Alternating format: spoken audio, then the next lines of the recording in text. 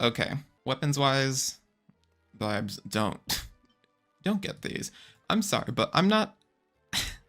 Can I be so honest? I'm not a big fan of these weapons. I'm not going to lie. The only one I would even say is like really great is maybe this one. Wolfing is probably like the best one compared to like all these, at least currently. The crit rate stat is actually pretty decent, and the passive is really good for characters like I'll Hate Them. I think this is like really good for I'll Hate Them. Definitely better than Black Sword by a landslide. So yeah, Wolfang, if I were to get it, this would probably be the only one I would really get. Oh my god, I'm trying to think of like other characters who would be really good with it. I mean, honestly, most DPS characters could probably benefit from this weapon if I'm gonna be very honest. At least in the sword department, but all these other weapons are like, ew. Like they're just ew. I don't know. I'm not a big fan of these. I'm not a big fan. I don't know. Especially this. This catalyst is like, it's so good until you realize it's a crit rate stat weapon, and then you're like, oh, well, there goes like the one character that could use it, aka Baiju. Because like this passive is actually really good for Baiju, but I think the crit rate in itself, and also the fact that it doesn't, I mean, it's fine for like people who are on field for like a short period of time because it lasts up to 10 seconds of them being on field before the effect dissipates. It's not horrible for like on field Baiju if you want to build him like slightly more DPS oriented, but like even then, I mean, this curry set is just basically kind of effectively useless on him. But I mean, you could just throw it on him anyways and just say, screw it. It's whatever. I mean, it still works fine. The only other case I could even think of for using this is like maybe Aimiko and Nahida, but like this HP passive will just not matter for them at all. And it'll just end up being like a crit stat stick with like some element of mastery that you could literally just get from Gilded Dreams. So like, I don't know. Scion is okay.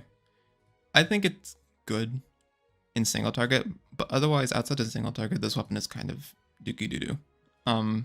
Mainly because I think from this passive, it seems like it primarily affects one enemy when you proc it. Let me read this. Dealing 60% attack as damage and applying the Heartseeker effect to the opponent. Okay, yeah. So yeah, in AoE, this is kind of whatever. This entire passive ends up only really being okay. It's mainly here for just its stat stick, pretty much. I mean, taking 28% more damage though is really good. In a single target situation, this would be like Linny's best option for like 4 stars, especially at higher refinements. But like, why spend $10 for this when you could literally get Prototype Crescent for free by building it? I mean, I don't know. I just think like for $10, most of these weapons aren't really that worth. Me personally, I would literally not get any of these besides Wolfang. Wolfang's really like the only one that I would even consider maybe getting. But I don't know if I would like keep spending $10 over and over and over again to get R5 for this, just for I'll Hate Them. Like even Black Sword. I mean, Black Sword isn't that great, but like it's still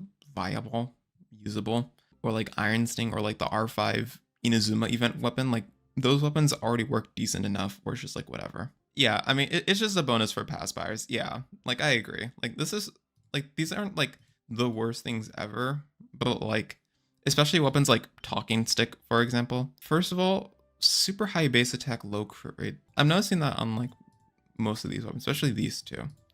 They have higher base attack stats rather than substat, which is fine for some characters, but yeah, I don't know.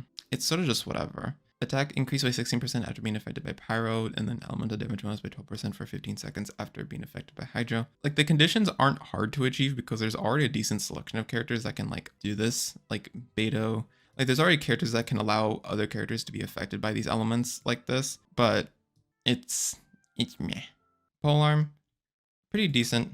I personally wouldn't get it though, especially because we already have enough selections and I don't want to build another weapon for Zhongling. Zhongling. We already know. And Talking Stick is definitely the weapon of all time. So, yeah.